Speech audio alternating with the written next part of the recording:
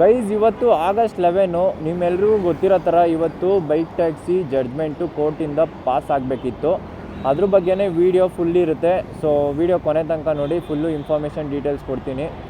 So ಅದೇ ಕೋರ್ಟಿಂದ bike taxi ಇಲ್ಲೀಗಲ್ಲ ಮಾಡ್ಬೋದಾ ಬೇಡವಾ ಅನ್ನೋ ಡಿಸಿಷನ್ನು ಇವತ್ತು ಗೊತ್ತಾಗಬೇಕಿತ್ತು. ಇವಾಗ ಆಟೋದವ್ರಿಗೂ ಅಷ್ಟೇ, ಬೈಕ್ ಟ್ಯಾಕ್ಸಿಯವ್ರಿಗೂ ಅಷ್ಟೇ, ಯಾರಿಗೆ ಏನಾಗುತ್ತೆ ಅನ್ನೋದು ಯಾರಿಗೂ ಗೊತ್ತಿಲ್ಲ. ಈ ಸೈಡು ಇವ್ರಿಗೂ ಖುಷಿ, ಈ ಸೈಡ್ ಇವ್ರಿಗೂ ಖುಷಿ. ಇವ್ರಿಗೇನು ಖುಷಿ ಅಂತ ಅಂದರೆ ಬೈಕ್ ಟ್ಯಾಕ್ಸಿ ಬಂದಿಲ್ಲ ಅಂದರೆ ಆಟೋದವ್ರಿಗೆ ಖುಷಿ, ಬೈಕ್ ಟ್ಯಾಕ್ಸಿ ಬಂತು ಅಂದರೆ ಬೈಕ್ ಟ್ಯಾಕ್ಸಿ ಮಾಡೋರಿಗೆ ಖುಷಿ.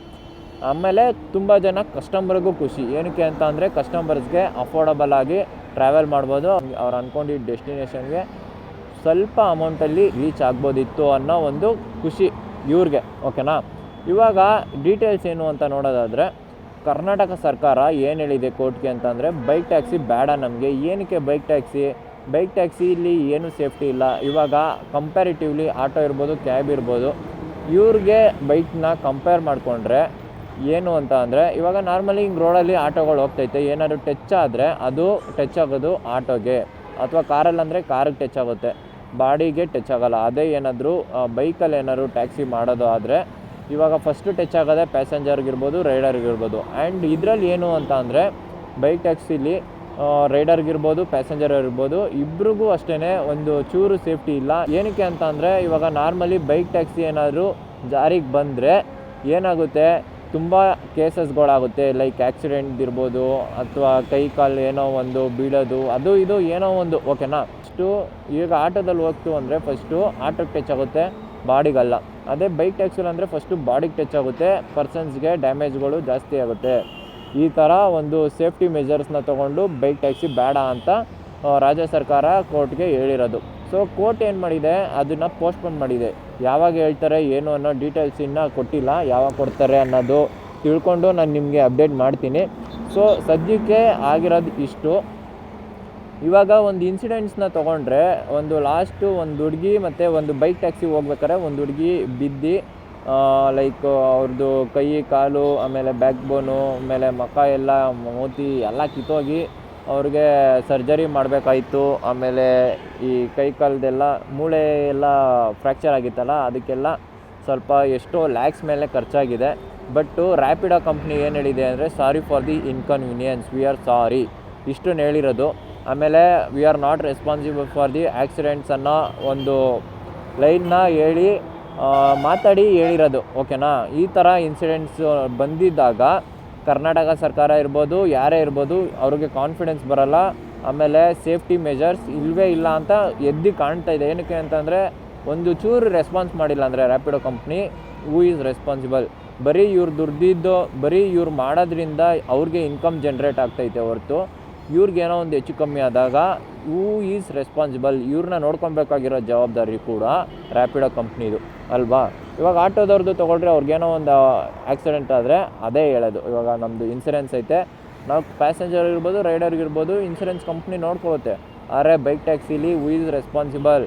ಅದನ್ನೇ ಕೇಳ್ತಿರೋದು. ಕೆಲವೊಂದು ಆಟೋ ಡ್ರೈವರ್ಸ್ ಹೇಳ್ತಾ ಇದ್ದಾರೆ, ಮಾಡಲಿ ಬೇಡ ಅಂತಲ್ಲ, ಎಲ್ಲರೂ ಹೊಟ್ಟೆಪಾಡ್ಗೆ ಮಾಡೋದು. ಬಟ್ಟು ಏನು ಅಂತಂದರೆ, ಇವಾಗ ನಾವು ಕಾಕಿ ಹಾಕಬೇಕು, ಆಮೇಲೆ ನಂಬರ್ ಪ್ಲೇಟಲ್ಲಿ ಬರುತ್ತೆ, ಅವ್ರದ್ದಾರೆ ಪ್ರೈವೇಟ್ ವೆಹಿಕಲ್ಸಲ್ಲಿ ಮಾಡಬೇಕು, ಆಮೇಲೆ ಅವ್ರದ್ದು ಇನ್ಸೂರೆನ್ಸ್ ಪಾಲಿಸಿ ಇಲ್ಲ, ನಮ್ಮದರ ಇನ್ಸೂರೆನ್ಸ್ ಪಾಲಿಸಿನೂ ಇದೆ, ಪ್ರತಿಯೊಂದು ಹೇಳ್ತಾರೆ.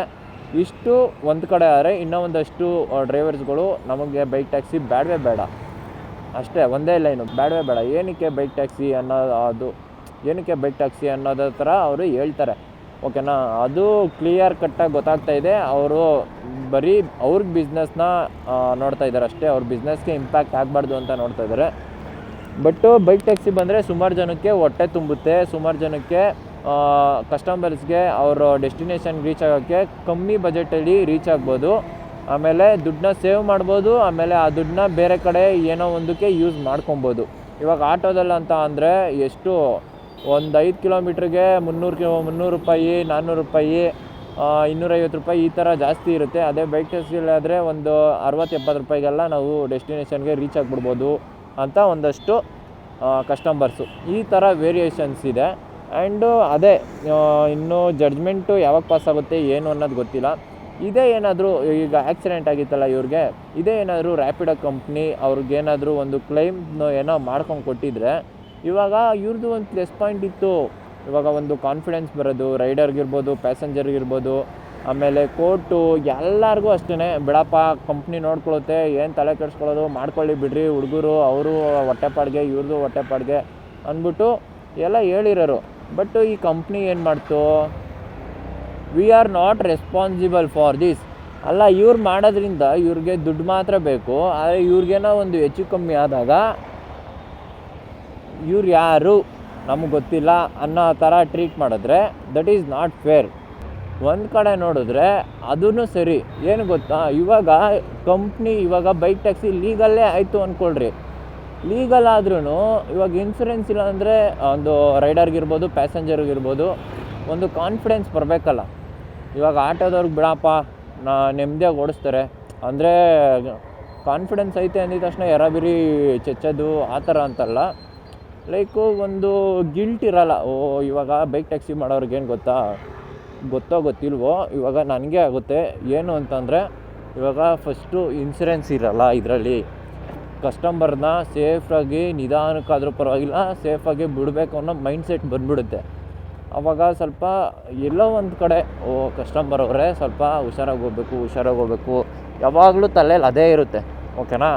ಹಂಗಂದಿದ ತಕ್ಷಣ ಯಾರು ಅದಿಲ್ಲ ಅಂದಿದ ತಕ್ಷಣ ಮುಗ ಬಿಡು ಅಂದ್ಕೊಂಡು ಏನು ಹೊಡೆಯಲ್ಲ. ಎಲ್ಲ ರೆಸ್ಪಾನ್ಸಿಬಲ್ ಆಗೇ ಓಡಿಸ್ತಾರೆ. ಏನೋ ಒಂದು ಕೇಸಸ್ಗಳಲ್ಲಿ ಆಕ್ಸಿಡೆಂಟ್ ಆಗೋಯ್ತವೆ. ಅದು ಆಟೋದಲ್ಲೂ ಆಯ್ತವೆ, ಗಾಡಿಲೂ ಆಯ್ತದೆ, ಕಾರಲ್ಲೂ ಆಯ್ತದೆ. ಅದೆಲ್ಲ ಏನೂ ಮಾಡೋಕ್ಕಾಗಲ್ಲ. ಆಕ್ಸಿಡೆಂಟು ರೋಡಲ್ಲಿ ಕಾಮನ್ನು. ಬಟ್ಟು ಆಕ್ಸಿಡೆಂಟ್ ಆದಾಗ ಅದನ್ನು ನೋಡ್ಕೊಳ್ಳೋಕ್ಕೆ ಒಬ್ಬರು ಇತ್ತು ಅಂತ ಅಂದರೆ ಸ್ವಲ್ಪ ಕಾನ್ಫಿಡೆನ್ಸ್ ಬಂದೇ ಬರುತ್ತಲ್ವ ಯಾರಿಗೇ ಆದ್ರೂ. ಅದೊಂದು ಮೈನಸ್ಸು. ನನಗೆ ಗೊತ್ತಿರೋ ಥರ ಬೈಕ್ ಟ್ಯಾಕ್ಸಿಗೆ ಇನ್ಸೂರೆನ್ಸ್ ಬರಬೇಕು. ಅದು ಬಂದರೆ ಓಕೆ ಬಿಡಪ್ಪ ಇನ್ಸೂರೆನ್ಸ್ ಐತೆ ಅನ್ನೋ ಒಂದು ಧೈರ್ಯ.